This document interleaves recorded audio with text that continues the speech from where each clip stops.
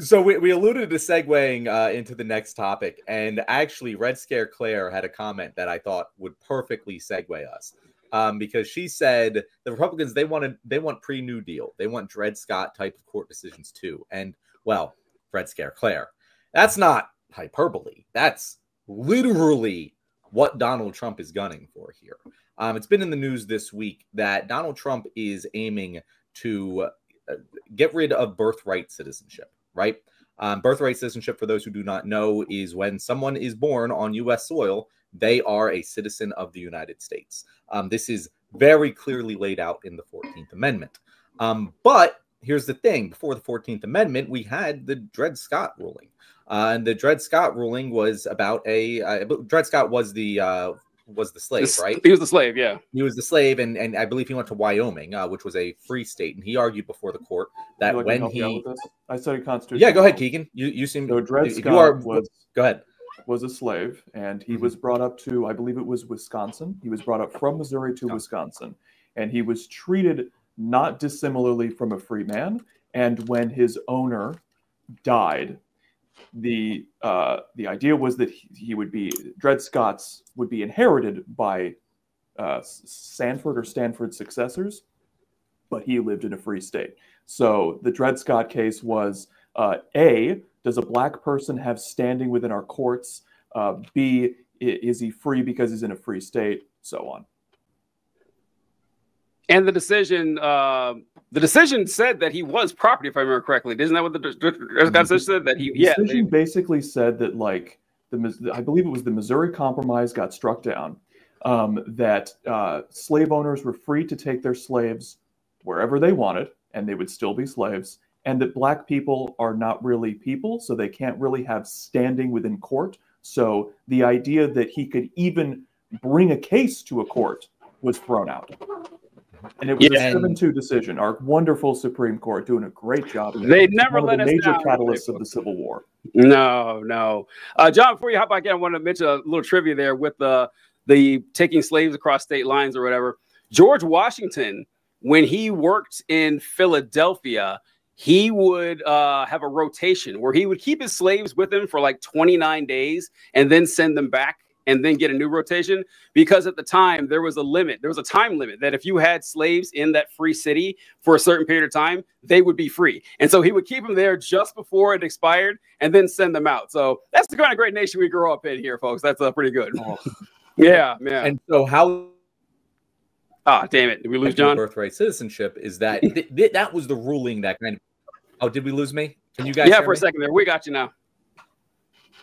All right. Okay, cool. So I was going to say the way this ties back into birthright citizenship is that basically ignited the Civil War. After the Civil War, we have the 14th Amendment. And the 14th Amendment very specifically and very clearly explains that anyone born in the United States of America, all persons born or naturalized in the United States and subject to the jurisdiction thereof are citizens of the United States and the state wherein they reside, which, essentially grants everyone ever born here, which is, at that point, pretty much all of the slaves, all citizenship. Yeah. Can I just say, this is actually the most revolutionary. Yeah. This is actually the most revolutionary amendment in our Constitution. It's more revolutionary than the freedom of speech protections.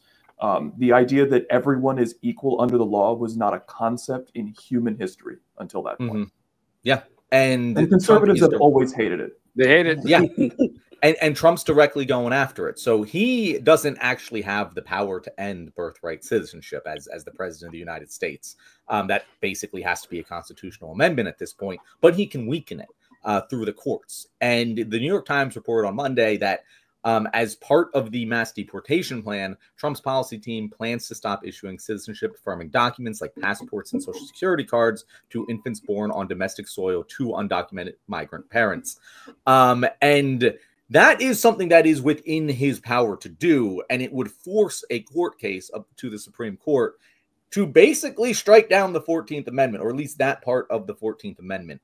And it could be one of the most consequential things to happen during Trump's presidency, because as Keegan alluded to, that the 14th Amendment is one of our bedrock, we definitely need this one amendments. And it is, in my opinion, immigration is one of my, and not one of them, but probably like my cornerstone issue that I get most personally, entangled in. And it is shocking to me that anyone with a conscience would want to end birthright citizenship, because it's like, how do you pick two babies who were born right next to each other and say this one doesn't deserve equal rights with this one because this one parents are bad? Like, it just breaks my brain that people will stand on a high horse and say they truly believe that one baby deserves different rights than another baby because of who their parents are. It just, it so fundamentally goes against the core of what I view as being an American is. It is disgusting and shocking to me that this is even an issue right now. But Todd, I'm seeing some interesting reactions on your face. What are your thoughts here? First off, I mean, 2 or 3 years ago, I would have said, hey, it's fine. The courts are going to work it out. It will be, they'll strike anything down and say, this is unconstitutional. The 14th Amendment is clear. You can't do this. But that confidence is gone. Like the confidence of the religious zealots that we have on the Supreme Court right now, who are just nothing but hack jobs put in there specifically to destroy this country. It's a really scary time. It's hard to deprogram from that too. Like, talking about these appointments and things. And, I saw a story about how Bill Clinton, I forget which appointments he tried to make, and they're like, they couldn't get confirmed because they had hired illegal immigrant nannies, 2 of his appointments, and they couldn't do it. Well, now we're just in this totally different alternate reality where our governmental systems, and I've seen so many scholars talk through these issues about how a lot of our government and the way that it functions and the way that the checks and balances happen are based upon people's willingness to comply with what the various branches of governments do. And when you get a person in office who's like, I don't care what you say, there are very few things in place that are put in place to prevent that person from doing something. There are very few enforcement arms to prevent those things from happening, because no one ever thought that this would even be a possibility, that there would be people in power who would just go, I don't care what the Supreme Court says. And I think we're probably, this issue to me and a lot of these issues, I'm like, I think we're coming up to possibly some constitutional crisis in the next few years. I think you're right, Todd. Say what, Keegan? I think Todd is right. In literally every way. Yeah. We have a good. Oh, go ahead.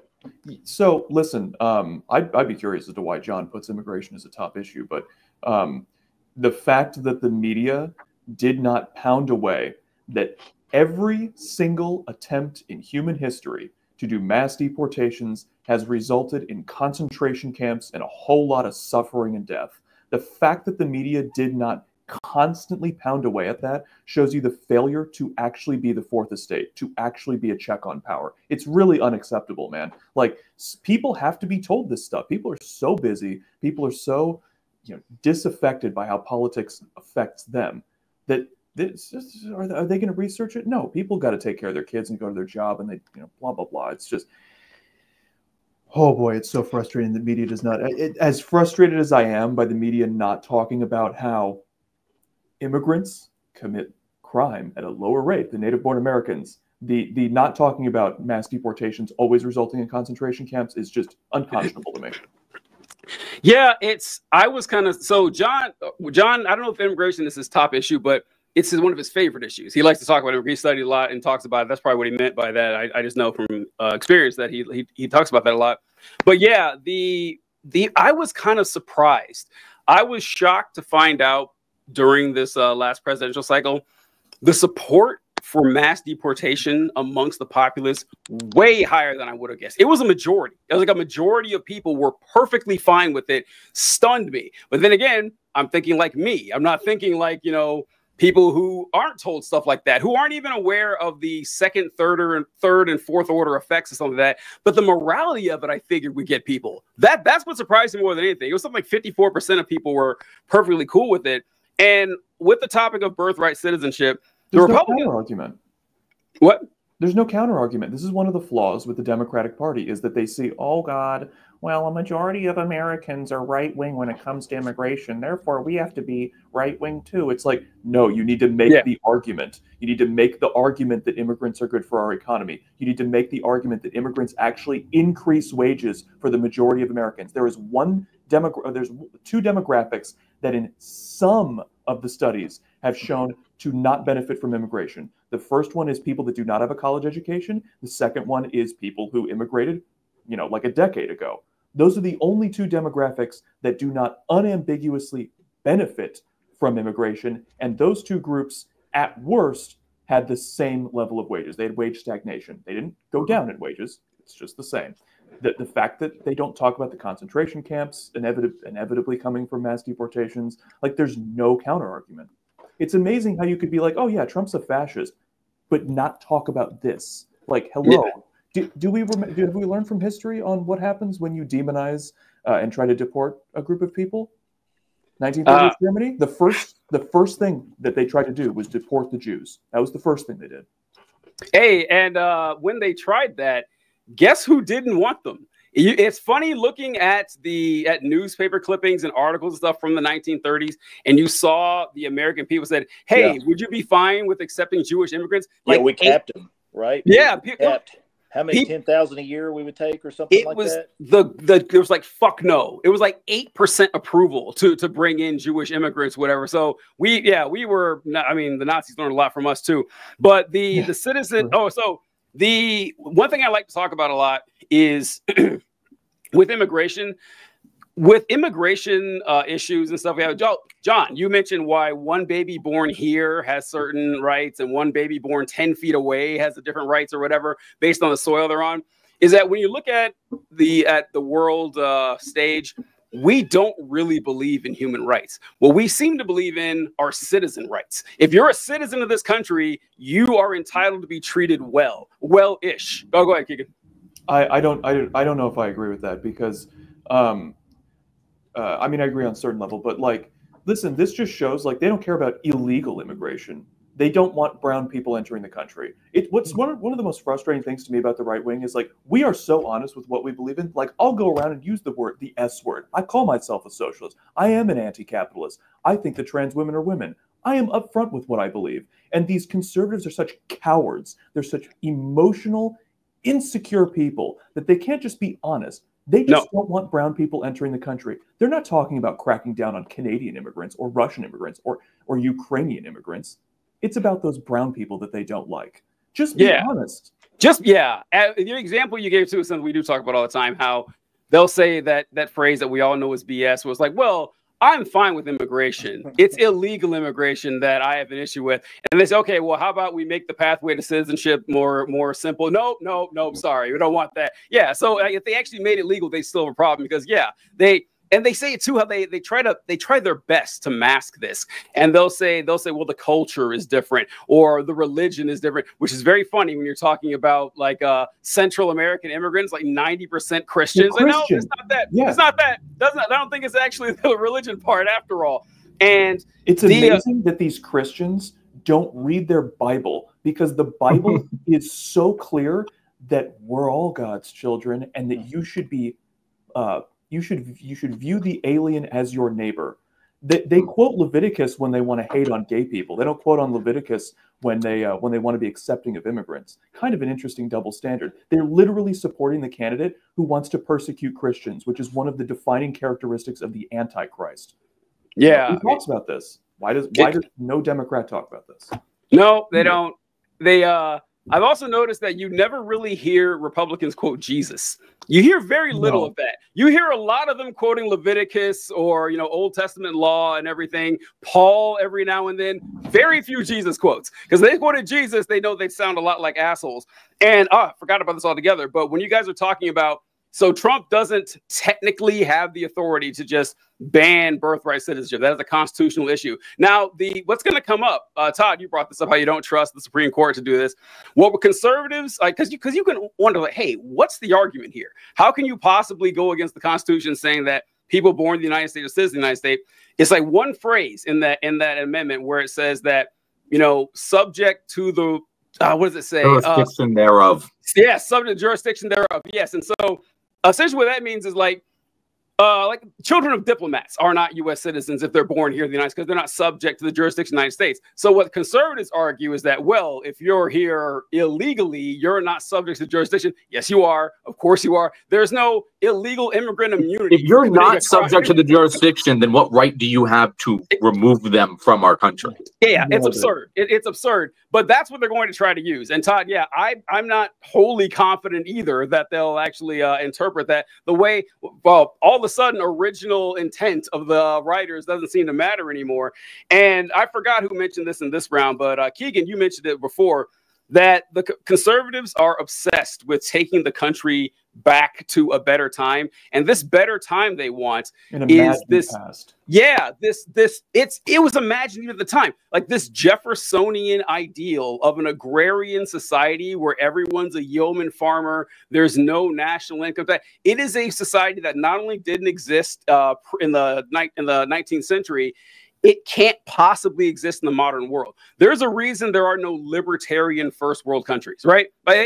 Because you need an actual society and a system put together of taxation to make it work. And you need a protection of human rights, which the conservatives are not terribly interested in, it seems. But see, again, you see that it's just like the religion, right? Where they take the parts they like and they ignore the other parts. Thomas Jefferson believed that a corporation should not be able to live for more than 20 years and that the state should be able to give out the corporate death penalty for corporations that act unethically. He also believed that his ideal society was that most people were their own boss. The only kind of ideology that matches that in today's society are anarchists and socialists and anarcho-syndicalists, if you want to throw them in there as well. Oh, we brought probably a syndicalist in a while. I also with Jefferson, how their idea of this like set in stone constitution, which Jefferson was 1,000,000% against. Yeah. He thought it was ridiculous. Like he said that the Constitution should be updated every 19 years, I think is what he said, because he said that people in the future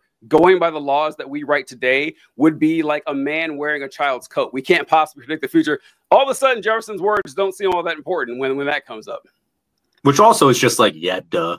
Just like, yeah, that just makes sense. But here's TJ, I wanted to just throw back to something you said there, because I had an interesting interaction on Threads where I said the baby thing, where I was like, hey, I don't understand how you can have a baby born in, like, it's obvious discrimination. If you say a baby born in this room in the hospital gets rights, but a baby born in this room in the hospital doesn't, because it's parents, right? And someone replied to me and they're like, yeah, but like, aren't all, immigration laws discrimination? Like, aren't we just discriminating against people born in other countries if we don't let them here? And I'm just like, yes, we are. If you put equal rights, all men are created equal first, you cannot also hold that certain people get the right to live here because they were born here or their parents were born here, and others don't based on where they were born. That is not created equal. That's created with different rights granted by you personally.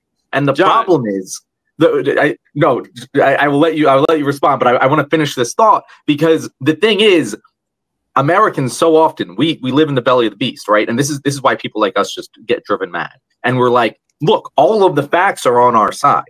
Like, as Keegan said, all of immigration is incredibly beneficial to us. One of the reasons that we are the best economy in the entire world in terms of just pure productivity is because we also have the most immigration. It is an incredible boon to us that countries that are struggling with declining populations right now, like Japan, like North Korea, they would kill their mothers for the opportunity to have the types of immigration that we do.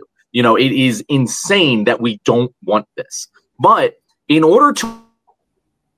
Oh, John was on a roll too. Damn it. It seems like people should have equal rights. We kind of would have to acknowledge that we've destroyed so much of the world that we actually have this position of privilege that just doesn't exist. I'm afraid that you might have lost me there.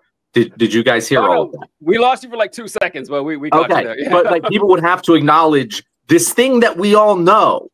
But in order to continue with our lives in a sane manner, we just kind of have to ignore.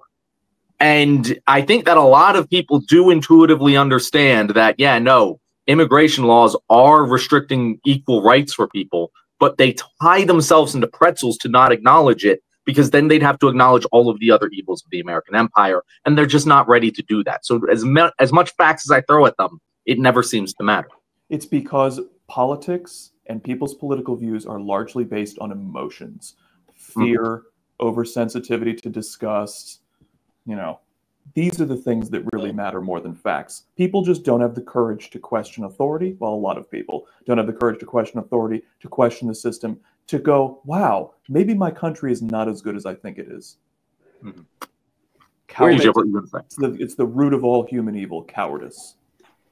What do you think, Todd?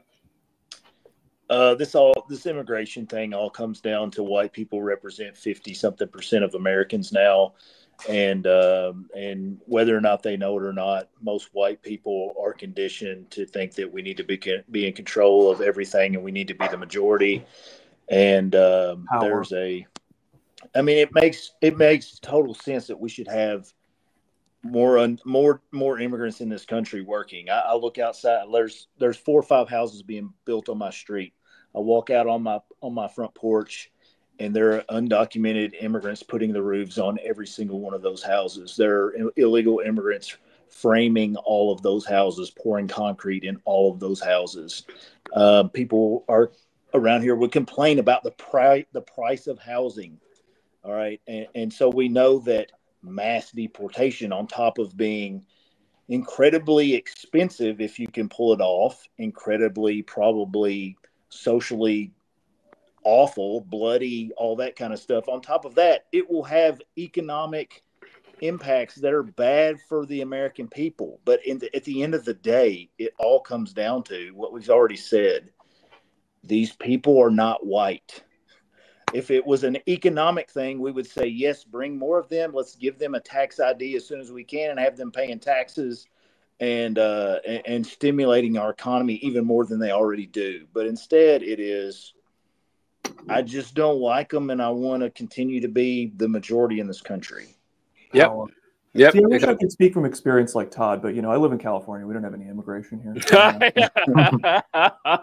Yeah, it's if people were honest, they would say that we hold these truths to be self-evident that certain men are created equal. That's what they actually believe. And John, you had mentioned that a lot of nations are running across this problem of the replacement rate for the native population, that families aren't having 2.5 kids anymore. They're having 1 or 1.5, and that the population is going to decline over the years, which is a capitalist nightmare. That's the last thing the capitalists want. In fact, if you guys want to nerd out sometime, look up the effects of the plague during the Middle Ages and how in Europe and how it slashed, I think, 1/3 of Europe's population. And all of a sudden, the workers had a lot more power because there was a lot fewer of them, and they could charge higher rates. It was one of a big economic engine at that time. That's the last thing people want, is just fewer workers. And also, there would be a point where too few workers would actually really hurt the economy. But like you guys said, immigration is a great answer for this. But native populations are they go, oh no, this is so scary. We're going to be outpaced. And John, I thought it was interesting you mentioned Japan, because I haven't checked recently, which is funny because I actually had an article about Japan pulled up. I was going to try to weasel it in somehow, and you read my mind. I got it ready. But I don't think Japan has birthright citizenship. Like we're different from them in that way. But it's like the North and South America have it. Most of the rest of the world doesn't. Okay, yeah. So they're running across this problem too, where they're having families only having 1 kid or 1.5 kids, and they're worried about the future. So in the United States, what we're doing is like, well, we're going to outlaw abortion. That's going to solve the problem. I'm sure that'll take care of the issue for us. But there's a conservative party in Japan that had an even crazier idea. And I just wanted to share that with you guys. This is in Japan, calls for a ban for women to marrying after 25. I don't remember the guy's name, but his name Naoki Hayakuta, founder of the Conservative Party of Japan, angered many when he proposed uterus removal for women at the age of 30. He says that the leader of a Japanese conservative party has apologized for saying that the solution to the nation's population crisis would be to ban women from getting married after the age of 25 and have their uterus removed at 30. Writer and founder of the Conservative Party of Japan said that women should not be permitted to attend university from the age of 18, apparently, so they could focus their efforts on producing more babies. And another time in the show, John and I covered, now this isn't a law that's implemented in Japan, but we saw another one in Korea where their solution was to send girls to school 2 years younger than the boys. So that they said that the way they saw it, that hey, a 16-year-old girl is more likely to date like a 17 or 18-year-old boy than a 15 or 16-year-old boy. So if we have the 16-year-old girls as high school seniors with the 18-year-old boys, they're more likely to get married, and they're more likely anything but challenging capitalism. Like, we spent years, by the way, declining the teen pregnancy rates in the first world, and now that the teen pregnancy rate is one of the major contributors to actually the population going down, because fewer teenage girls are having babies. This is what we fought for 50 years. Now that we finally got it, they're like, actually, no, let's trap women in marriages again. Let's essentially trick them into having babies or coerce them into doing it. Anything but challenging capitalism. So yeah, people will go to great rates or bring in immigration, one or the other. You see the fascist kind of mindset where you should be devoted to the state or to the country. Yep. That women are not only property, but they're like brood mares for the state. It's a really sick. Dude, it sounds like the Taliban. It sounds like medieval times. I mean, it really is. It's shocking. It's really interesting because I've looped around on this because for a while I was like, oh, I don't think the real reason that Republicans want to implement XYZ policies because of racism or sexism, I was like, I don't think the real reason that Republicans want to outlaw abortion is to control women. But the more you fucking read and the more you learn, again, I'm sure that the average normie Republican doesn't think at this level, but like, it all seems to tie together. Like, it seems to tie together that, yeah, native birth rates are declining. And if you look at where they're declining in, it's not women over 25. They've barely declined in women over 25. It's women, teenage girls, and women 18 to 25. Those are the vast majority, probably 80% of the decline in birth rates is those two groups. And how do you get those people? How do you increase your native population? Because you need an increased native population in order to have that in-group that is going to keep you in power against the out. And, you know, you start reducing abortion law. You get rid of abortion. You start encouraging women to not go to university and not have a career and be stay at home and pump out more babies so you can have more little white babies that are going to support you. And it suddenly becomes very clear. And I know there isn't just one brain doing this, but it very much is obvious that a lot of these issues at the top level are increase the domestic supply of white babies so that they continue to vote for the fascists and keep them in power.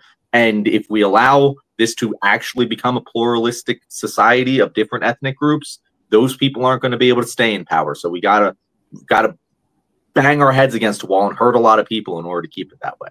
All right. Thank you guys so much. You made it to the end of the video. You are once again our favorite viewer. I know I said that to someone else last time, but this time, no, it is you. If you enjoyed our show today and want to know where you can find our wonderful guests, I'll throw it to them. Superman Todd, how about you tell people where they can find you? Hey, I'm Superman Todd. I'm just on TikTok as Superman Todd 2. So go give me a follow for just to listen to a normal guy who's progressive in Kentucky to give my thoughts on how crazy the world is. And Keegan, where can our guests find you if they don't want to look for a normal guy? They want to look for an autistic weirdo. Yeah. You can find me at Keegan Tatum, Keegan Tatum. TikTok is the best place. It's the most up-to-date place for all of my short content. Instagram, I also post everything from TikTok onto Instagram and onto YouTube as well. YouTube might be a little bit behind on the short videos, but they are also long-form videos such as why are older people more conservative and why are what is the psychology of transphobia. Almost all of my videos are based in the psychology of politics. It's the thing I'm an expert in, and it's a really interesting topic. So hope you join me. Fantastic. Thanks so much, fellas. If you're looking to find my content, some good stuff on TikTok and YouTube and on Left Wing, just give me a visit. I'm your man or woman. I guess you don't know. You never see my chromosomes or anything like that, but we'll find out. I'll catch you guys later.